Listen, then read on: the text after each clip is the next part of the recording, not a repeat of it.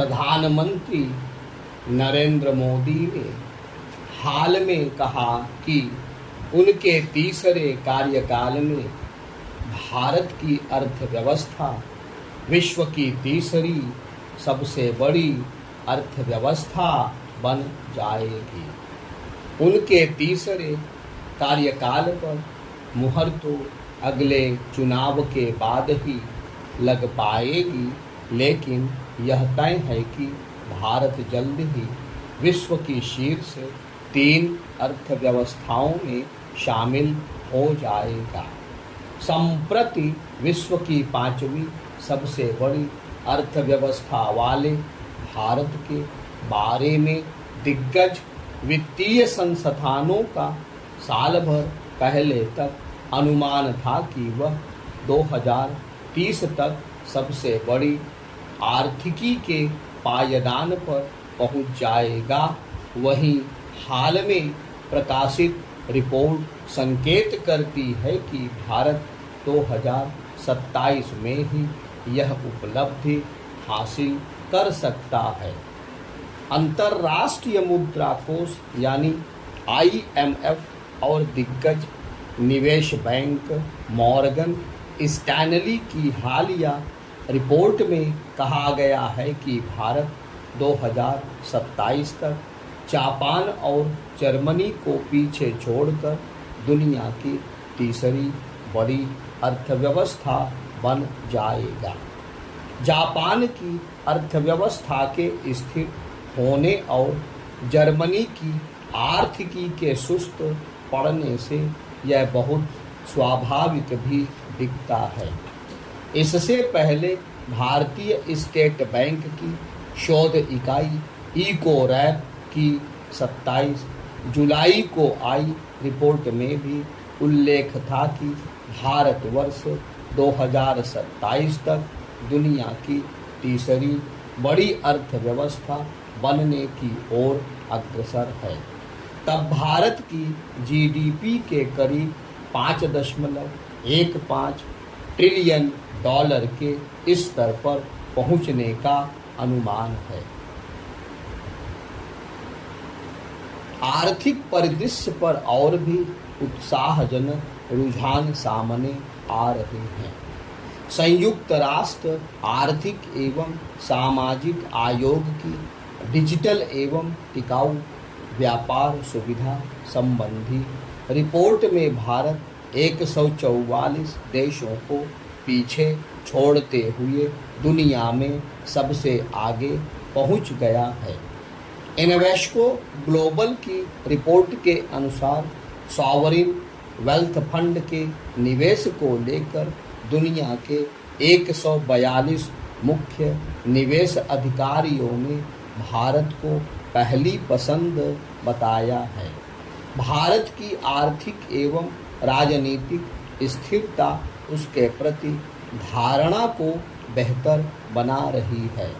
देश में राजकोषीय घाटा कम हो रहा है और राजस्व संग्रह में बढ़ोतरी जारी है। भारत की आबादी नियामकीय पहल और सॉवरिन निवेशकों के अनुकूल माहौल से भी भारत को निवेश की पहली पसंद बनने में मदद मिली है। इसी कारण निवेश के लिए अब चीन नहीं बल्कि भारत निवेशकों की पहली पसंद बन रहा है। निवेश बैंक गोल्डमैन सैक्स के अनुसार भारत की 1.4 अरब की आबादी दुनिया की सबसे बड़ी आबादी बन गई है, तो भारत की GDP में प्रभावी रूप से विस्तार होने के ही आसार हैं। उसने अनुमान लगाया है कि अगले 20 वर्षों के दौरान बड़ी अर्थव्यवस्थाओं में भारत का निर्भरता अनुपात सबसे कम होगा। रिपोर्ट में कहा गया है कि भारत के लिए नवाचार और बढ़ती श्रमिक उत्पादकता महत्वपूर्ण होने जा रही है। पूंजी निवेश भी भविष्य में विकास का एक महत्वपूर्ण चालक होगा। बढ़ती आय और वित्तीय क्षेत्र के विकास के साथ अनुकूल जनसांख्यिकी के कारण भारत की बचत दर भी बढ़ने की उम्मीद है। इसमें कोई दो मत नहीं कि देश की अर्थव्यवस्था के तेजी से आगे बढ़ने में बुनियादी ढांचे के निर्माण में आई क्रांति अहम भूमिका निभा रही है। पिछले 9 साल में उन्नत बुनियादी ढांचे के निर्माण पर करीब 34 लाख करोड़ रुपए खर्च किए गए हैं। कारोबारी सुगमता बढ़ाने के लिए भारत रणनीतिक स्तर पर तेजी के साथ आगे बढ़ रहा है। इसी परिप्रेक्ष्य में लोकसभा ने हाल में जिस जन विश्वास विधेयक 2023 को मंजूरी दी है वह उद्योगों को विस्तार देने में मील का पत्थर सिद्ध होगा।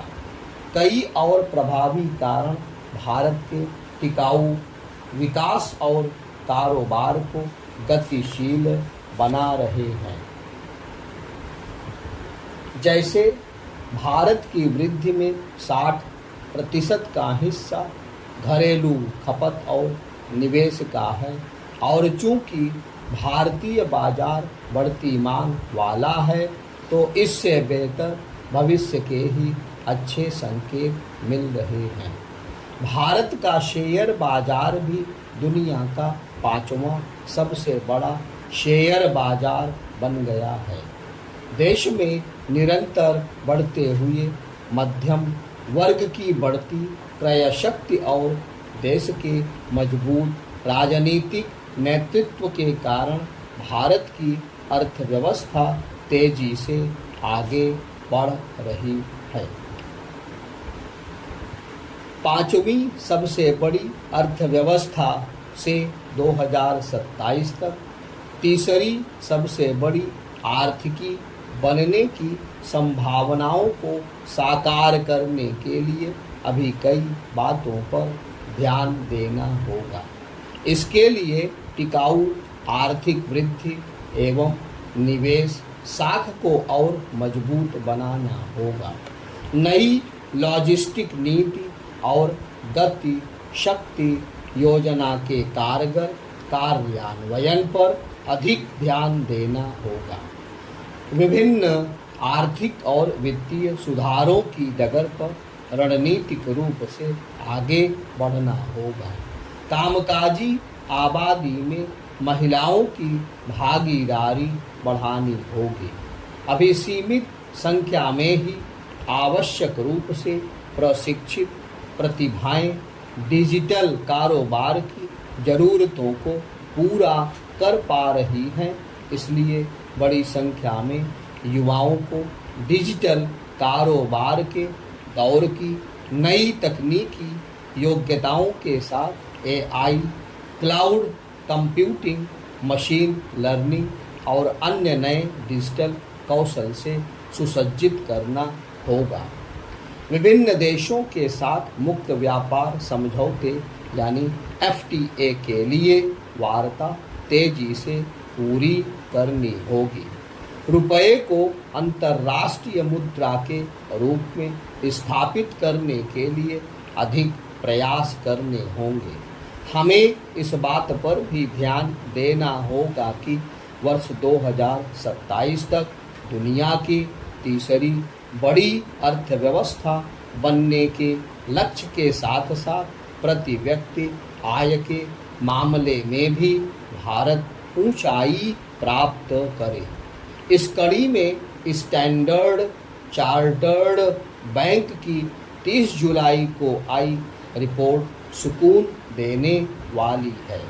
इस रिपोर्ट के अनुसार भारत में अभी जो प्रति व्यक्ति आय $2,450 है वह वर्ष 2030 तक 70% बढ़कर $4,000 प्रति व्यक्ति हो सकती है।